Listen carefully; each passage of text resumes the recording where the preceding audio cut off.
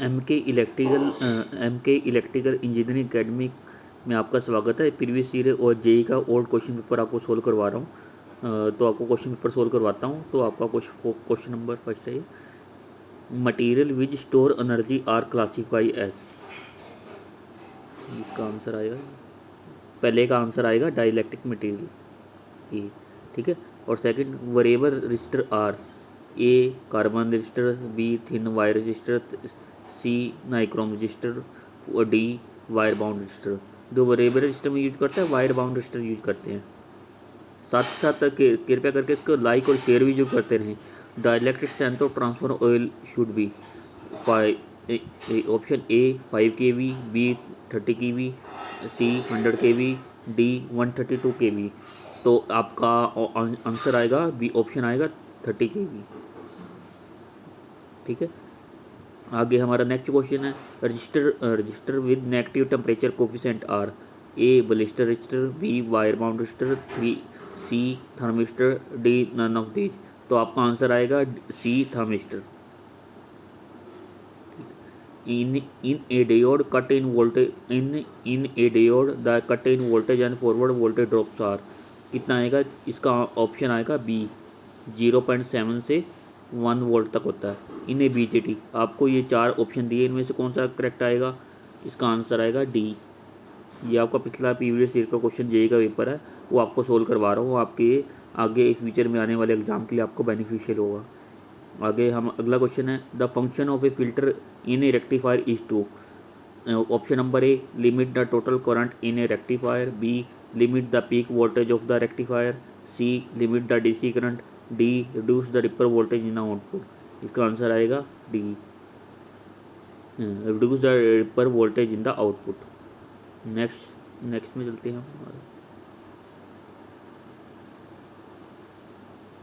Thyristor can be term as a, option A DC switch, B AC switch, C either A and B, D scare switch.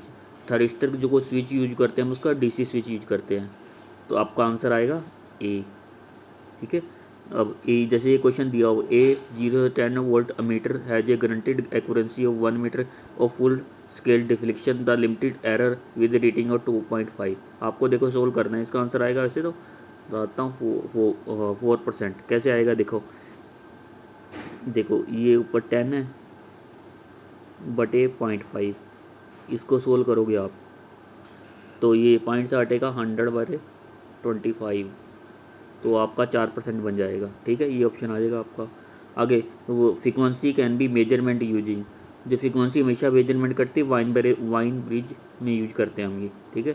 अगला question है, एक strip chart recorder is active transducer, B inverse transducer, C output transducer, D both B and C. इसका answer आएगा D.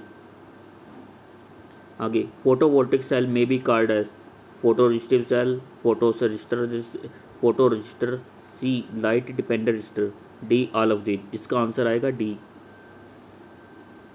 आगे in how many different mode a universal shift register operate, कितने? 4। ये answer आएगा। In a CMOS inverter the power consumption is, तो इसका answer आएगा ए, option 4 आएगा इसका। नेक्स्ट में चलते हैं हम।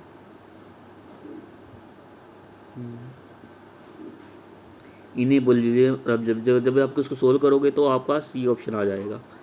इन्हें the 555 timer has dash number of mode operation, A 2, B 3, C 4, D 5। तो 3 मोड ऑफ ऑपरेशन होता है 555 का। अब देखो ये जैसे क्वेश्चन है, इसकी बैक EMF निकालनी है। The current driven by the 220 volt DC motor of armature current 0.5 ohm and back EMF 200 volt. तो इसका आंसर आ जाएगा बैक EMF, अच्छा 40 वोल्ट आ जाएगा। आप इसको सोल्व कर लेना, कोई बात नहीं। ई जो बैक EMF निकालते हैं उससे आपका बिल्कुल ईजिली है। अगला क्वेश्चन आएगा, the full load copper loss of a transformer is 1600 watt, at the half load the copper loss will B.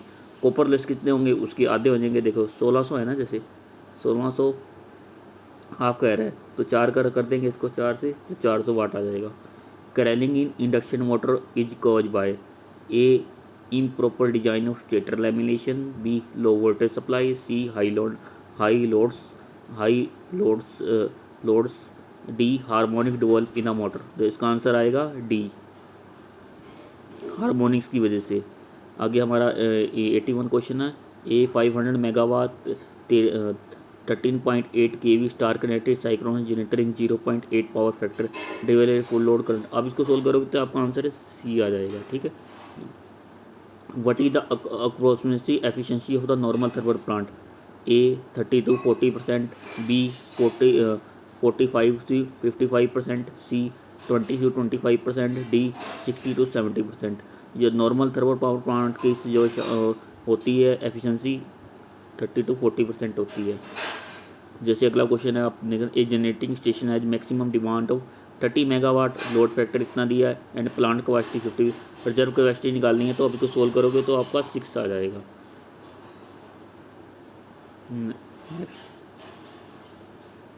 आगे, bundle conductor are use from EHV transmission line primary from the reduce to A corona loss, B surge impedance of line, C voltage drop across line, D I square R losses. तो आपका answer आएगा A corona loss. Which one of the following is the most suitable device for DC chopper? A BJT, B GTO, C MOSFET, D thyristor. तो इसका answer आएगा GTO। Super position theorem is not applicable from voltage calculation, bilateral device, power calculation, D passive element. तो इसका answer आएगा C, power calculation के लिए। The pressure coil of induction type energy meter is highly resistive, B highly inductive, C less resistive, D less inductive. तो इसका option आएगा B, highly inductive होता है। Beam of electron in a CRT emitted by because of a scanned emission, B diffusion, C post acceleration, D thermionic emission. तो इसका answer आएगा D. अगला हमारा क्वेश्चन है, when connector are in horizontal direction the type of guard ring in a calendar guard, B cage guard, C both A and B, D box guard. तो इसका answer आएगा A. In cloth washing machine and refrigerator which motor are prefer? ये आपको पता है cloth washing machine और refrigerator में कौन सी यूज करेंगे? Universal motor. ठीक है। अगला हमारा क्वेश्चन है,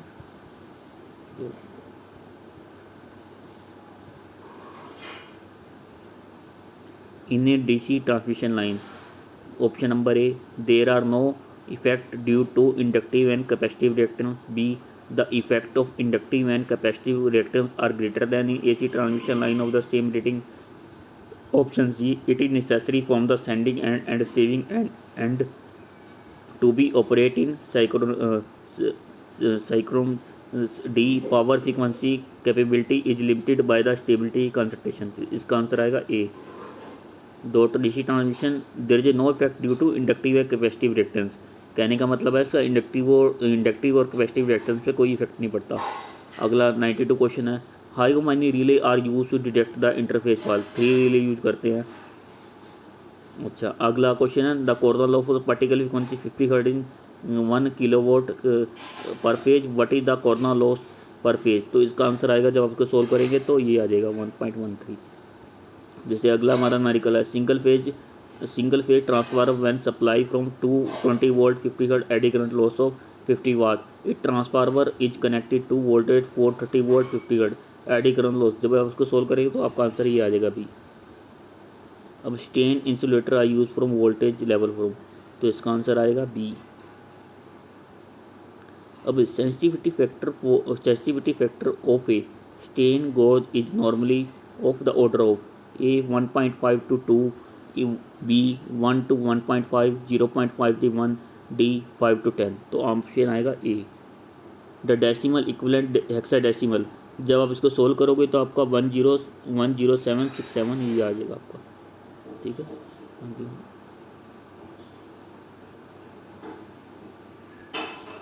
अगला हमारा क्वेश्चन है 98, when the magnetic flux and the area under in influence are know, how can one calculate the magnetic flux? तो मैग्नेटिक फ्लक्स के होते हैं B is equal to φ/a। तो आपका ऑप्शन आएगा B. The lifting power of an electromagnetic can be increase by, option number A increasing the flux density, B decreasing the core area, C decreasing the core length, D all of these. तो इसका option आएगा, answer आएगा ए। Increase कर देते हैं ना flux density को, इस वजह से। When a current flow in a conductor, heat is produce to, heat की किसी प्रोपोर्शनल होता है आई स्क्वायर आर के, तो इसका ऑप्शन आएगा ए। हीट का प्रोपोर्शन का फार्मूला होता है ना आई स्क्वायर आर। अगे conductance is analog to A, flux, reluctance, permeance, none of these. इसका ऑप्शन आएगा सी, परमेंस के। ट्रांसफार्मर इज ए, ट्रांसफार्मर क्या है, ये रोटेटिंग डिवाइस है, स्टैटिक डिवाइस है, मैग्नेटिक डिवाइस है, नन ऑफ दीज। तो इसका आएगा स्टैटिक डिवाइस है। रोटेटिंग डिवाइस कभी नहीं होता, ट्रांसफार्मर स्टैटिक डिवाइस होता है। आगे अगला हमारा क्वेश्चन है voltage transformer ratio is E2 E1/E2, N1/N2 और C E2/E1, D none of these. तो इसका ऑप्शन आएगा सी। आगे हमारा क्वेश्चन है 104, at every point direction of secondary current in a transformer must be such as to oppose any change in the flux, this is accordings with a Faraday law, B Joule law, C Lenz's law, D Coulomb's law. तो आपका answer आएगा Lenz's law. What is the efficiency of transformer compare with that of electrical power of same rating? Much smaller, somewhat smaller, about the same, much higher। तो आपका answer आएगा D, much higher।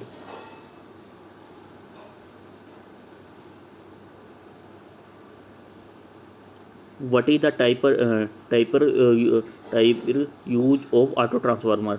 A isolating transformer, toy transformer, control transformer, variable transformer। तो इसका answer आएगा variable transformer use करते हैं। The commercial efficiency of transformer while an open circuit is A 0, B maximum, C either 0 और 100%, D none of these. तो आपका answer आएगा A 0। The special silicon steel is use from the lamination because A eddy current losses are reduce, B hysteresis losses are reduce, C both losses are reduce, D none of these. तो आपका answer आएगा hysteresis loss reduce होते हैं हमेशा special silicon जब कोर करते हैं। Which parameter does not change during transformation action transformer, A voltage, frequency, current, D none of these. आपको पता है फ्रीक्वेंसी होती है हमारी 50 हर्ट्ज, फ्रीक्वेंसी कभी भी चेंज नहीं होती। इसका आंसर आएगा B. Ideal transformer is one which have a no winding resistance, no leakage reactance, C no lossy, D all of these. तो आपका आंसर आएगा इसका डी। हमारा है अब 111वां, the input power under no load condition of transformer consist of a core loss in transformer, core loss and very small amount of copper loss in primary, C copper loss in transformer, D specific copper loss along the negligible loss. आपका answer आएगा B. Please मेरे channel को like और share जरूर करते हैं यदि आपको चैनल पसंद आता है। तो यदि नोटिफिकेशन चाहिए तो सब्सक्राइब कर दिए मेरे चैनल को, लाइक और शेयर जरूर करें जितना हो सके। उससे मेरा कॉन्फिडेंस ज़्यादा डेवलप होता है जब आप लाइक और शेयर जरूर करते हैं, ठीक है। In a 132/33 kV transformer LV resistance winding is 0.02 per unit, the resistance refer to HV side. तो ऑप्शन आएगा इसका बी। सेम होती है ना वो तभी करके लिखा हमने। अगला हमारा क्वेश्चन है lamination of transformer is made of cast iron, silicon steel, rod iron से कास्ट स्टील। तो आपका ऑप्शन आएगा silicon steel. Oil is provide in oil field transformer both cooling and elimination, cooling and insulation, B insulating, C lamination, D cooling. आपका option आएगा A. In air core transformer as compare to iron core transformer has a more copper loss, less magnetic core loss, C magnetic core loss, D no magnetic core loss. इसका answer आएगा D. CRG steel is use in the core of transfer reduce क्या करे hysteresis loss करता है, A eddy current loss, B ohmic losses, C both eddy current hysteresis losses, D hysteresis losses. अगला question है if input of transformer is square wave the output will be fold wave, square wave, triangle wave, sine wave. इसका option A लिखा हुआ है। Two transformer with identical rating are with flux density 1.2 to 1.2, weight of first transformer in, ये more than the secondary transformer होगा। कृपया करके मेरे channel को लाइक और सब्सक्राइब जरूर करते नहीं, जिससे कॉन्फिडेंस ज़्यादा डेवलप होता है। आप जितना हो सके लाइक और शेयर जरूर करते रहें।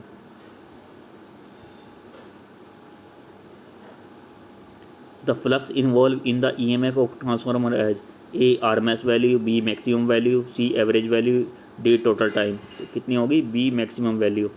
The no load current in a transformer will let the apply voltage कितना होगा? About 75 degree, 75 degree. The leakage flux in a transformer depend upon apply voltage पे, लोड करंट पे, फ्रिक्वेंसी पे, म्यूचुअल फ्लक्स पे। इससे डिपेंड करेगा load current पे, कितना हमारा लोड करंट आ रहा है।